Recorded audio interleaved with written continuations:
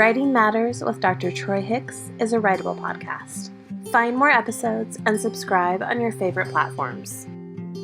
And if you want to learn how to grow great writers, check out writable.com. In this episode of Writing Matters, we speak with Kasey Bell about what it means to teach writing with technology. Kasey is the blogger and podcaster behind Shake Up Learning, and we find out that her first blog post from many years ago was entitled The Perfectionist with Paralysis. We talk about what it means to be a writer, a technology user, and how to find our voice in the digital world.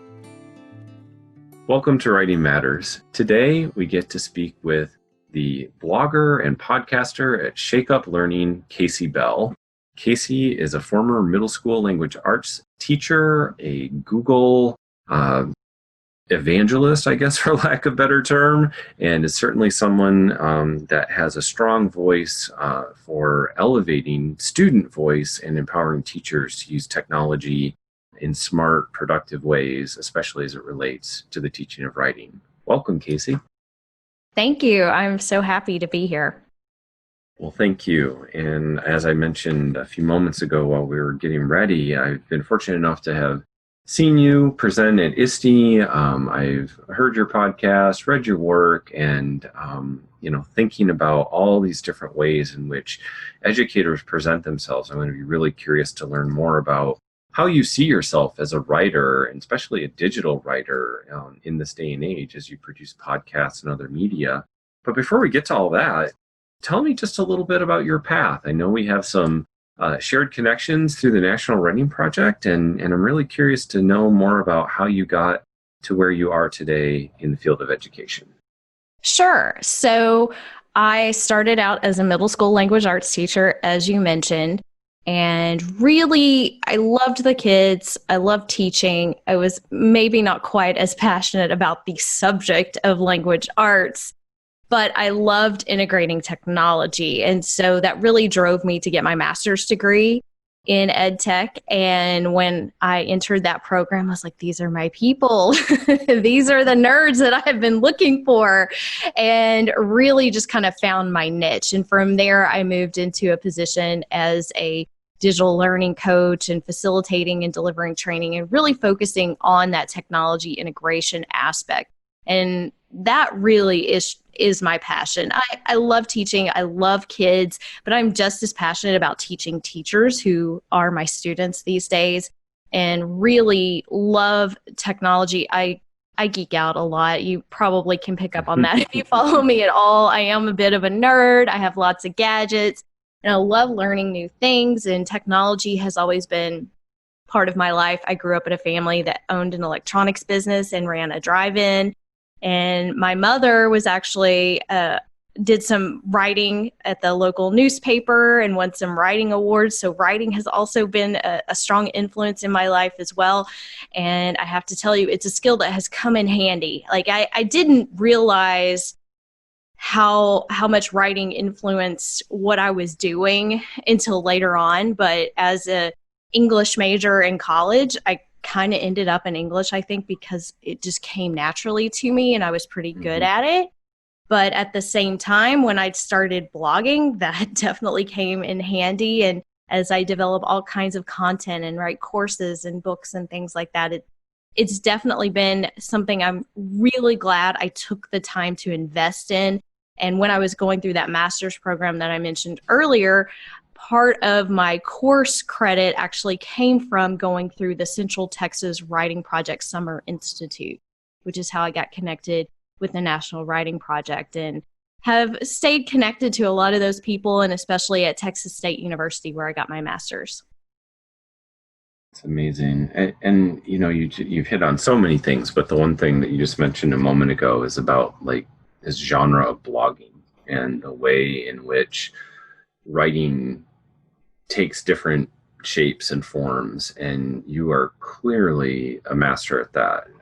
I subscribe to your newsletter, as do I'm sure thousands of other people, and I find that of all the things that hit my inbox, whatever your headline is, it's the one that I want to click on. So can you talk about that for just a bit more?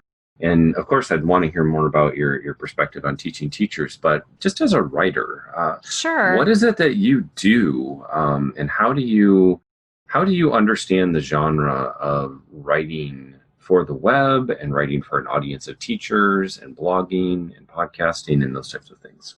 I think that's pretty interesting too, because I struggle with the newsletter. I really try to keep those short and sweet, get to the point, but that's also how I am as a learner. Like, I don't want the fluff, like get to the point, and I read very quickly. So I'm mostly a textual learner. And in fact, if I look at something online and watch a video, but if the text is below it, I can skim it and learn it so much faster than sitting through the actual real time of the video.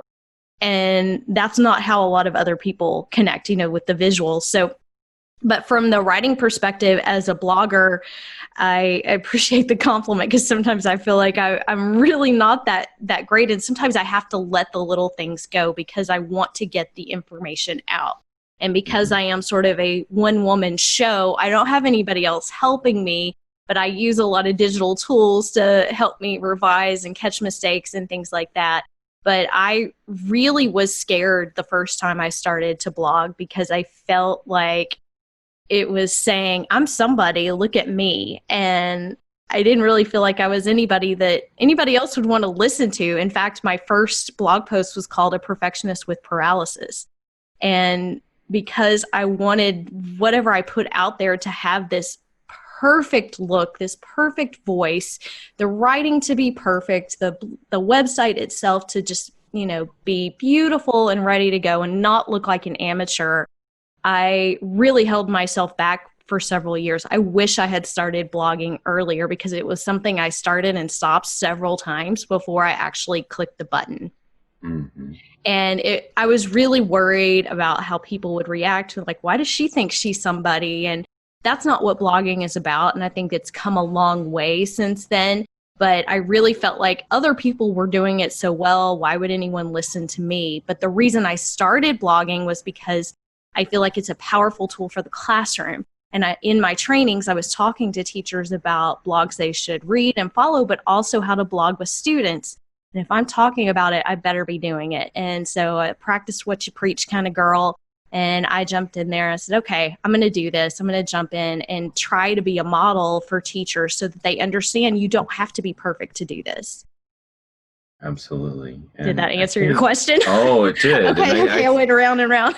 Yeah, no, I think you first of all, you have the right to be a little bit, excited, because you've been obviously given great praise from other places, such as Trusted and EduBlogs and places like that. So people obviously are listening, but I really want to pick up on that idea that you said, the perfectionist with paralysis. And I think whether it's with writing or it's with educational technology in general, many teachers feel that way. And I too I struggle with that. Like, I want to model and say, trust me, it's not like the old days. You can't really break it. You might hit undo or close a tab and start over, right? Like, how do you approach teachers who might still be in that perfectionist and a bit paralyzed in that state, whether it's with blogging or any of the other types of technologies that you try to introduce, and especially, again, as you're trying to help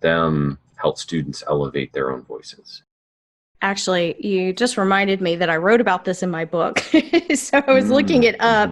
I have an entire chapter about this. It's share your voice and share your story. And that's where I kind of tell my perfectionist with paralysis story, and the power that we have to help each other, to learn from reflection, to learn by connecting. It cannot be undersold. So even if your goal is just to start a blog for yourself, that's okay. That writing and sharing your voice in a reflective way can be very powerful, and it can be very powerful for our students. In fact, that's really where blogging sort of started.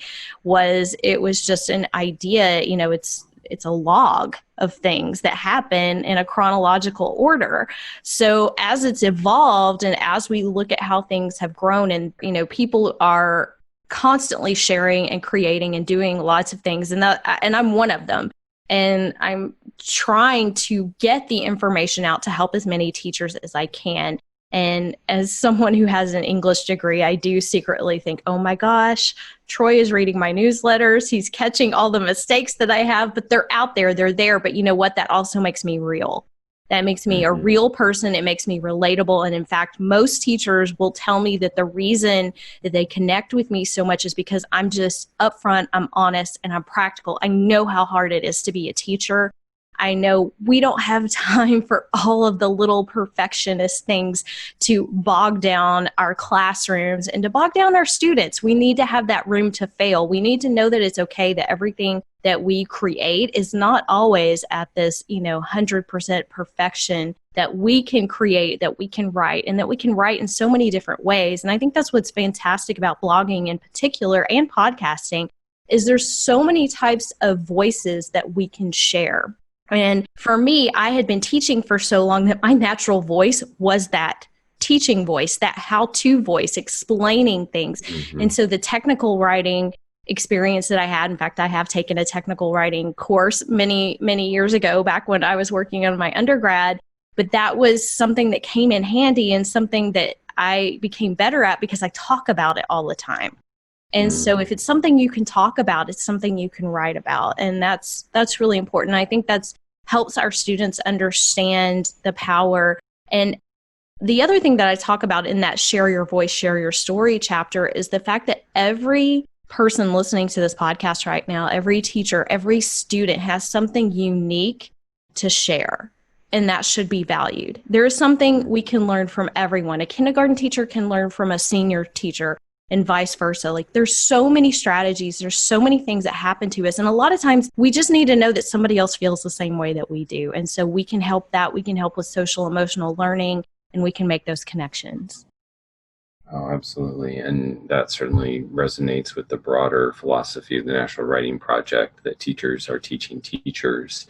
And trust me, I am not that kind of English teacher, so I'm not marking up all your newsletters with the virtual red pen. I promise it's okay. And what I tell people is that teachers, for the most part, are a very caring and supportive community. When you get out there and share your stuff, there are going to be the weird people who decide to correct you, but those are few and far between. You're much more likely to find this loving, supportive community because guess what? Teachers are pretty good people. Right, exactly. So one of the things that I'm very curious to hear your perspective on is as someone who has this language arts literacy background, has the ed tech background, and is probably inundated with 10,000 emails a month about new tools and services. What's the heuristic? What's the problem-solving device or strategy or series of questions that you ask when you see something new? How is it that you make your decisions about any particular educational technology, whether that's a Google add-on or whether it's something outside of the Google ecosystem?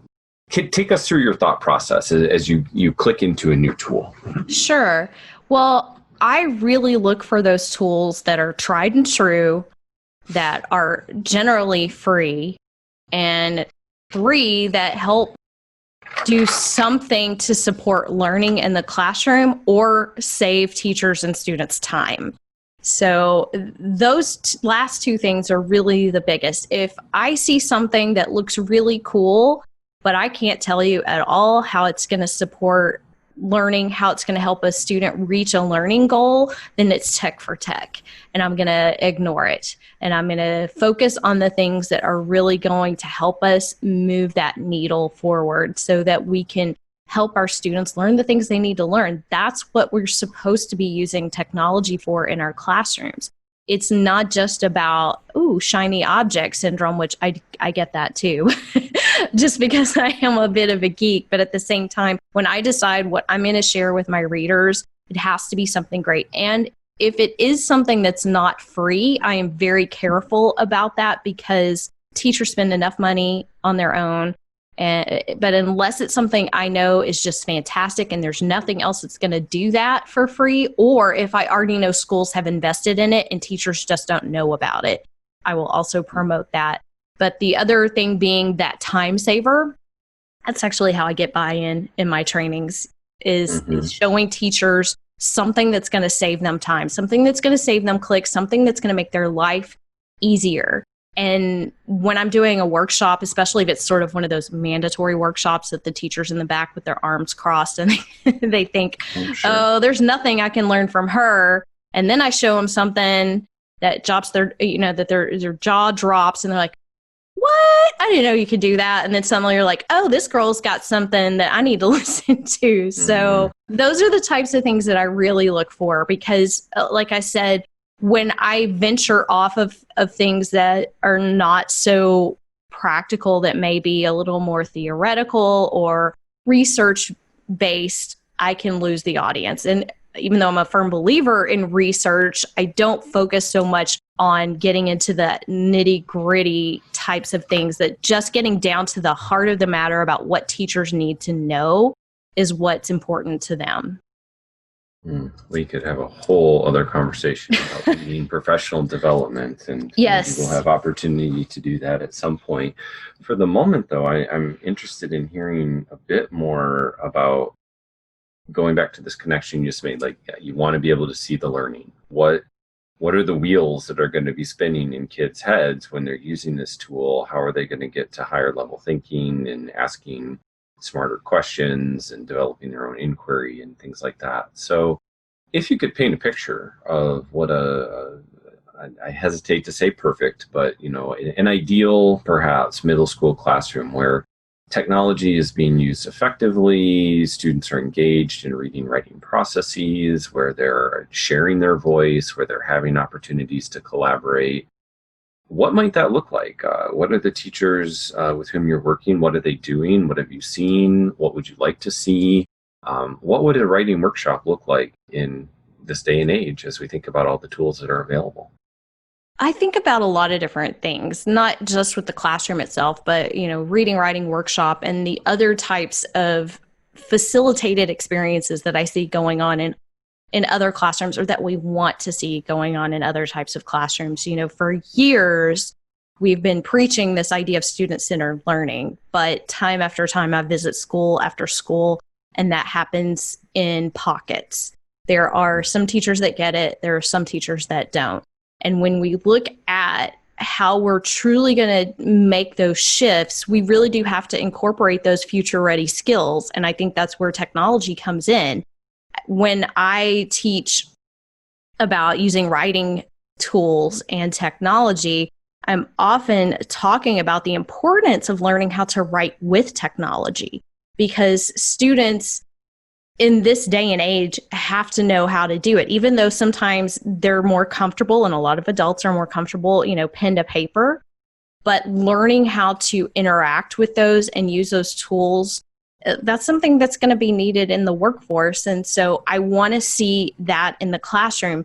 And in terms of the actual view inside this perfect classroom, or almost perfect classroom, I think it would vary teacher to teacher, because I believe that the teacher's personality and strengths and weaknesses definitely come into play, and that every teacher is going to have a slightly different way to maximize these tools in their classroom. As I tell people, if you've ever seen Dave Burgess give a keynote or imagine him in the classroom, not every teacher is going to have the style that Dave Burgess has. So, when you think about that type of level, same thing. If I'm on stage, I'm going to maximize what I'm good at. And if I'm in a classroom, and if I'm a teacher working with my middle school students, I'm going to work the things that I know how to work. And in that reading, writing workshop, or just the writing workshop, I definitely see different types of devices being ideal. Not that every student is on the same device at the same time, because we want to incorporate a lot of the collaboration, both face-to-face, as well as students understanding and learning how to collaborate online. I feel like in my classroom that was really hard to model and to teach, and it still is, that we put kids together and think collaboration is magically going to happen, but it doesn't quite work that way. We have to help them learn how to reach towards those goals. So I want them working on those 4 C's. I want them communicating through their writing. I want them getting creative with their writing. I want them to think deeply and get into the critical thinking with their writing. And I also want to see that 21st century collaboration. And I want that interpreted in different types of mediums and media. And I want students to have multiple choices in what they do. So even though we may be working on some type of biography, what are the different ways that students can reflect and write about that? You know, how can we put that together in different styles and different genres and different mediums and blogs and multimedia projects, and even in a podcast format? How can we bring all of those things into the classroom? Those are what I think of when I imagine what you're saying, this ideal type of classroom.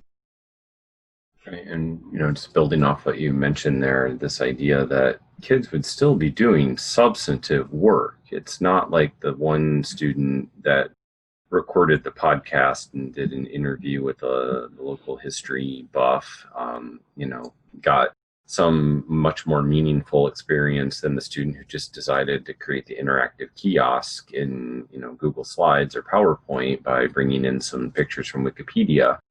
The goal is that they would each be doing that substantive kind of learning, but representing it in different ways. And for me, at least, I think that's the challenge with technology, is that it's hard sometimes to know, like, oh, well, it looks like this kid did a lot of good, thoughtful, critical thinking, and this kid did too. But until you really start conferring with the kid and actually having that conversation and finding out, well, what was your research? Where were your sources? How did you do this? How does this connect there? And it seems to me that maybe that's part of what would be happening in this ideal reading and writing workshop, is that it would still be very much focused on the learning process and what the students were doing along the way, whatever media they decide to present their work in. Yes, exactly. And I think that too, that's why it's so important that our rubrics are designed to assess those things that you were just talking about. That the rubric is not about the technology and how many slides you had and how many images you had, that it gets down to the actual learning, that those rubrics are tied to the learning goals, and that they're not written for the teacher to grade, they're written for the student to learn.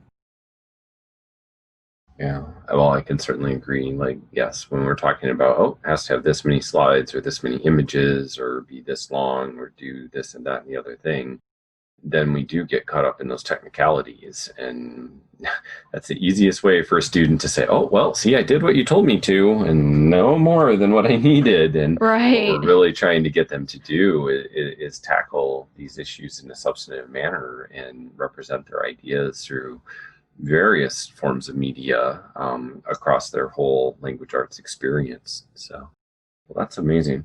So I'm curious too, are there, I'm sure dozens, of course, but are there any particular assignments that you used in your own language arts classroom, or maybe something you've heard about from another teacher that is doing this well? Like, what is the prompt or the assignment or the strategy that really does seem to be getting students to use the technology in productive ways and create these robust types of projects? Is there anything that comes to mind as you're thinking about what you've seen in the past few months or even over the last year?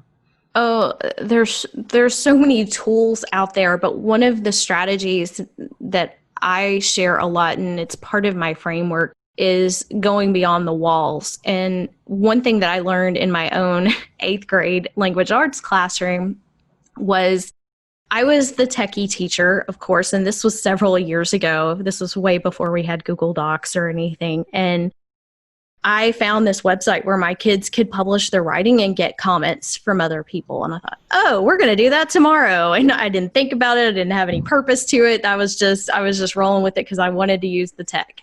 And something really interesting happened. Now, keep in mind, this was my 8th grade pre-AP class. So these were already the kids that were pretty much the teacher pleasers and generally turned their work in and did very good work. But as soon as they got a comment on that site, the hands started going up in the classroom. Miss Bell, can I revise mine? I didn't know anyone was going to read it besides you. I was like, Whoa. Okay. First of all, knife to the heart, right? Like I thought I was your perfect audience. No, we are not. If we do not give students an audience for their work, and if at all possible, an authentic audience, they're not going to reach their full potential. The amazing thing was that kids cared so much more about the quality of what they were creating when they knew someone besides me was going to look at it. And that, to me, should be something that we keep in our minds for everything, not just writing, but everything that they do. The fact that we have these tools at our fingertips, so there's hundreds of tools that do these types of things, and we have the ability to do this without any risk to privacy or safety. We don't have to publish names. We don't have to publish faces. In fact, it's kind of fun to give pen names and publish them.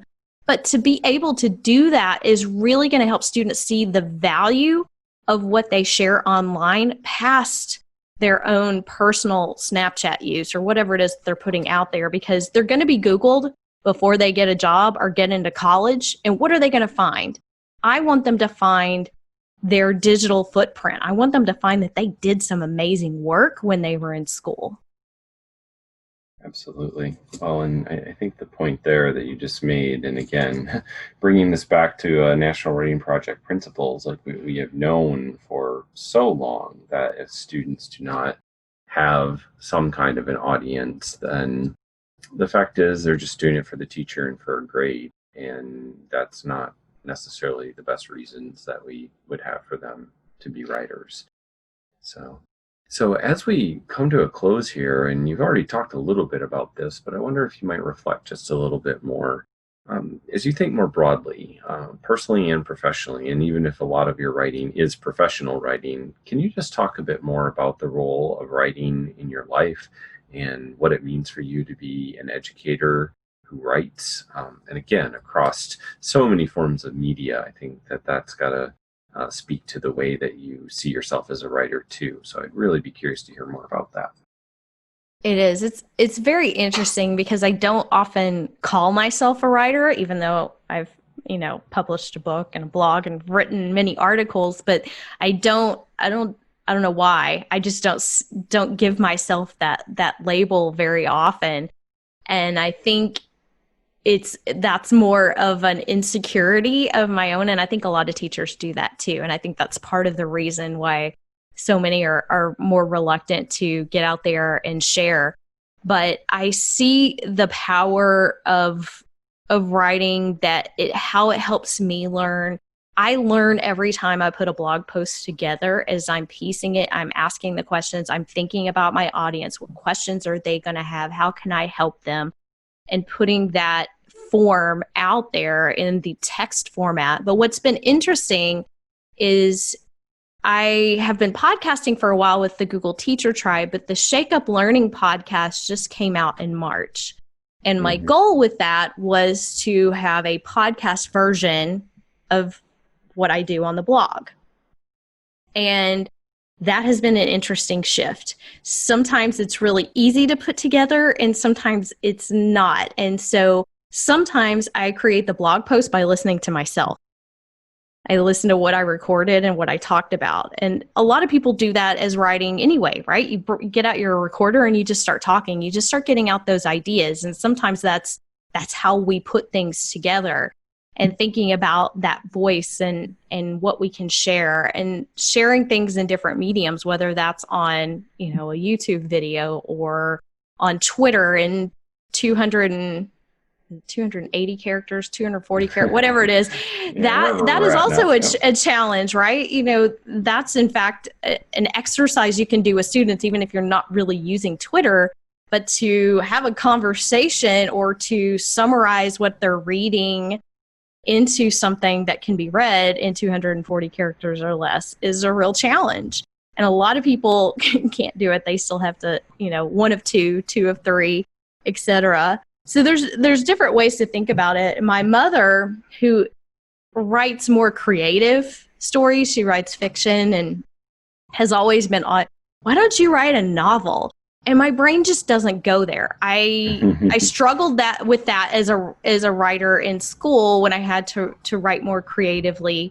And I think I have been in this genre for so long that it really, I can't think about anything but reality. So that's that, that practical idea, that voice is just part of everything I do, whether I'm giving a workshop face to face, or I'm standing and delivering a keynote, or putting it into a book or a blog or a podcast. It's the same voice. And I feel like the fact that I have this audience that's so supportive and that understands, what we all make mistakes. We all, I'll have a slide up there that has a big spelling error on it. We're going to talk about it and we're going to laugh about it because that's reality. And I love the fact that we have the ability to give our students so many different types of audiences now. Kind of circling back to what I was talking about earlier, I remember teaching those writing assignments. Okay, you're going to pretend that you're writing a persuasive essay to a group of NASA experts to take on your project. And it would never fail. I would always have a student come up, but Miss Bell, aren't you the one reading it? Like, they couldn't wrap their head around a writing assignment that was for a specific audience because I couldn't give them that audience. And so this allows us to do so many different things and to reach different audiences. And I feel like I can even sometimes reach into different types of educational audiences with what I write and how I write it. I don't know if that answered your question or not.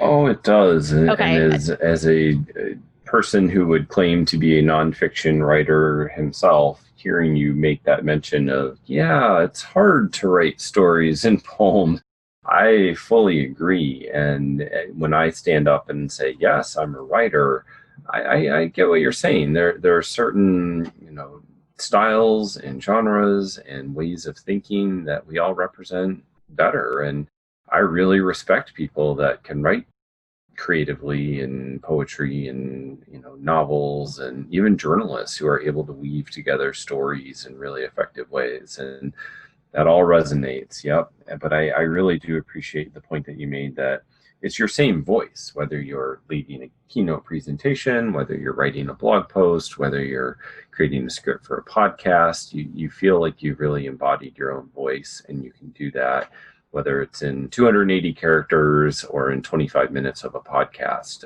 It's still you. And I think that's what matters. And what's been really interesting as a podcaster, and I don't know if you've experienced this at all, but as someone who went from blogging and then podcasting, people identified with me in a